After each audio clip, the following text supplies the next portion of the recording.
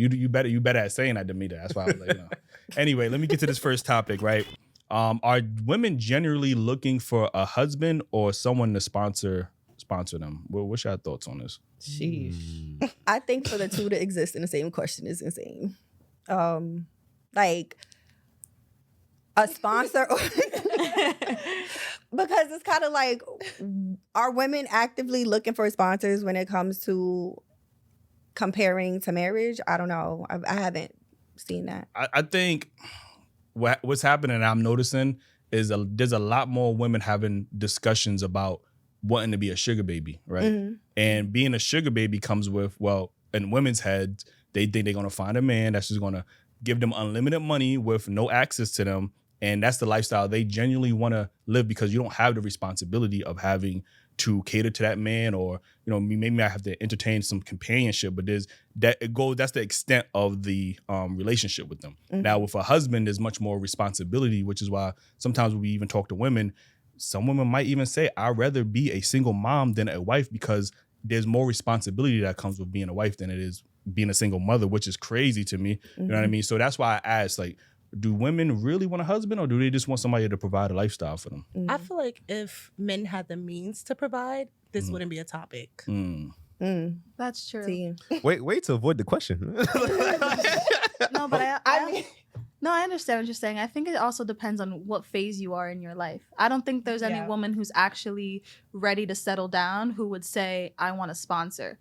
Like, if you're ready in that phase where you want to be married, it's not really about the money. I feel like when it comes to that, like, you want a partner, someone like that you can have like a partnership that can provide for you. But I think the problem is men see providing for a woman, when as even a wife, as like some hard responsibility, when in reality, a man should be able to be a provider if they're going to be with someone. You shouldn't even be looking to be married as a man if you cannot provide for the person that you are with. What do you consider providing?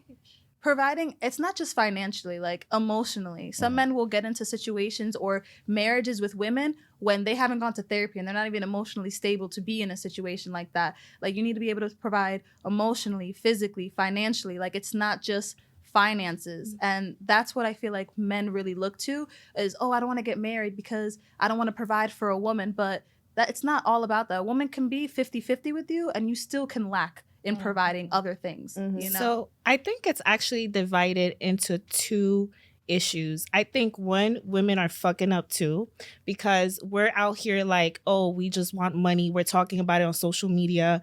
And now men are afraid. They're like, why would I want to commit? What are her intentions?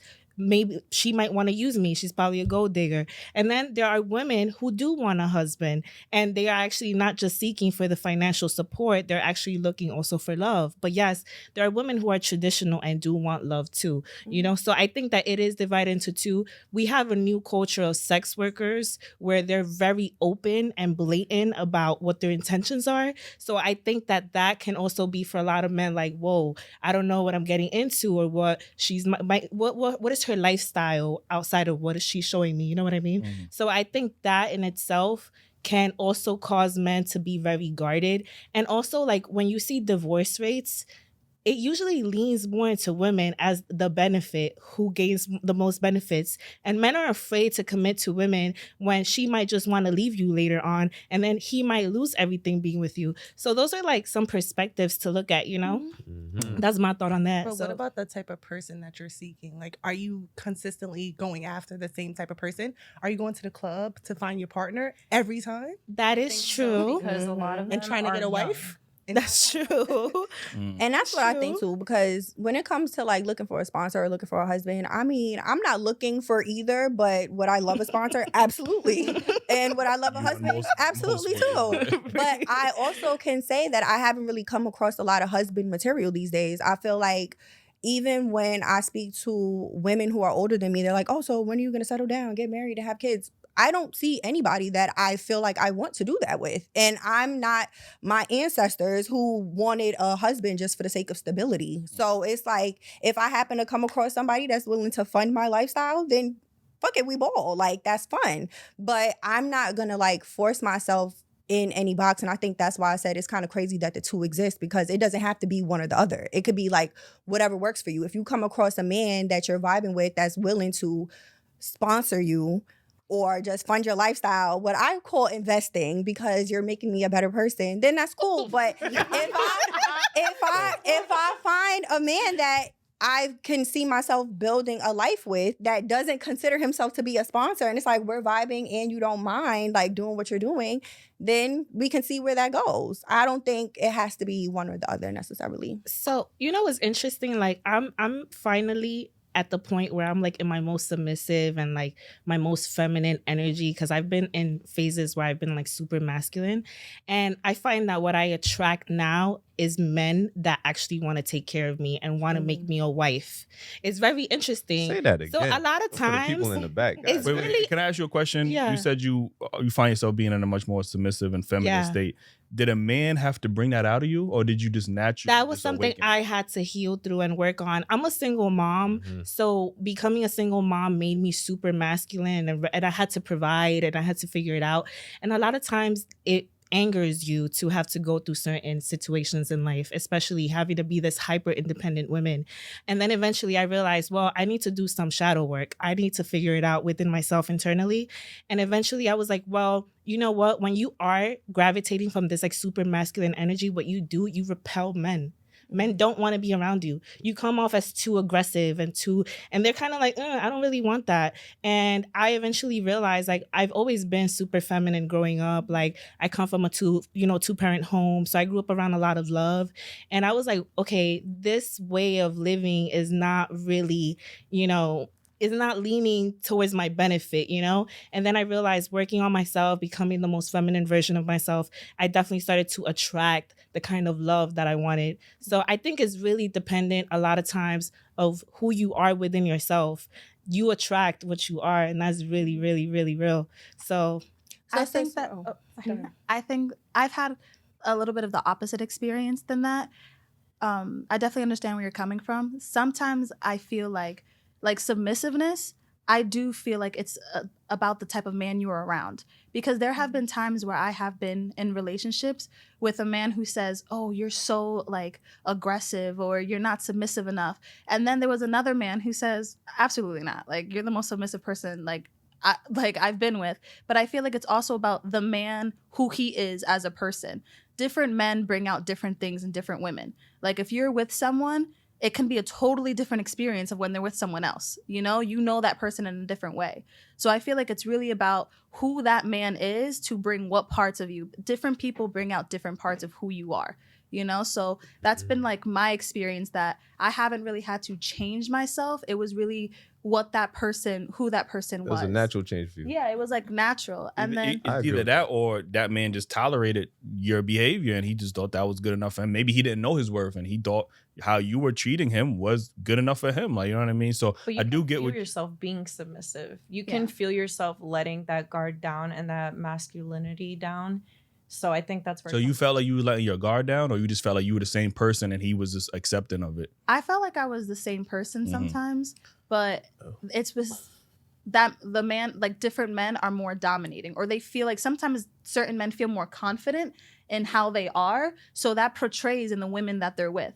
So if there's a man who feels like he's not a person who can take control, they will see the woman that they're with as, oh, she's too aggressive. But it's really an internal thing within that man sometimes. It has nothing to do with that woman being like less submissive to him. It's because he doesn't know how to lead. And men who don't know how to lead end up with women who have to lead for them.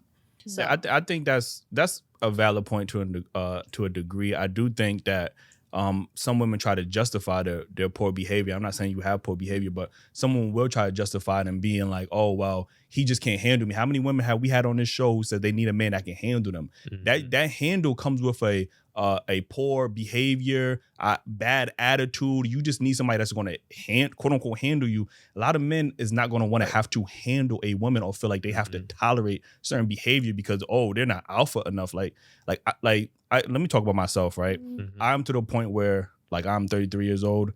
I am not fighting no woman on her masculinity. Like if you got to come with your femininity, like, you know what I mean? I'm not fighting. I'm not trying to tear down that wall. I don't care about the trauma that you have built up with the last previous exes. Like, I need you to present as a feminine woman. Like, and I'm gonna always be masculine. I can never come to you half stepping. Yo, damn, I'm half masculine and half, like, I can't do that because most women, maybe you might, but most women wouldn't find that attractive. What does a woman stepping into her femininity look like to you?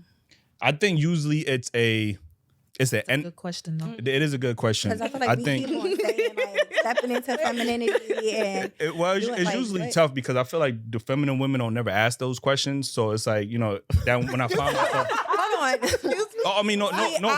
I'm not saying, I'm asking from a I'm asking from a male perspective because even when Nina was saying she stepped into her femininity and she was willing to be a lot more submissive, you were like, oh, say it again for the people in the back. And so it's like, okay, so for the people in the back, as a man, what does it look like how do you recognize when a woman is stepping into her femininity and being more submissive? Because what I may think of as me being a feminine woman and stepping into my femininity might not measure up to what you may think that looks like. So that's why I'm asking, not because I don't understand it. I think, well, for me, I think feminine energy is a woman that's nurturing, that has that natural nurturing energy. Like, you know what I mean? And I'm not just saying nurturing because I think sometimes when we hear that word, we think, oh, you're supposed to baby me or like, rub my head and I'm supposed to be sucking on your titty. I don't feel like that. Like, you know what I mean? I feel like the energy that you bring to nurturing, it's an investment.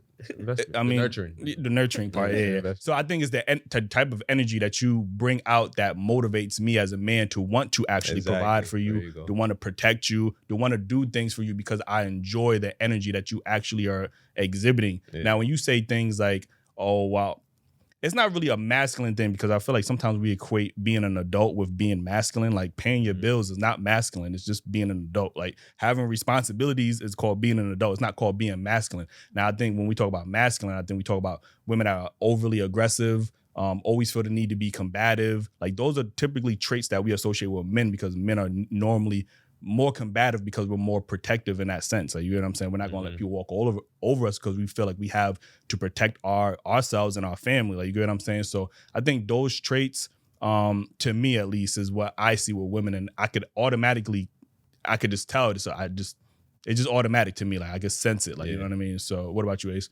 Yeah, that's well said.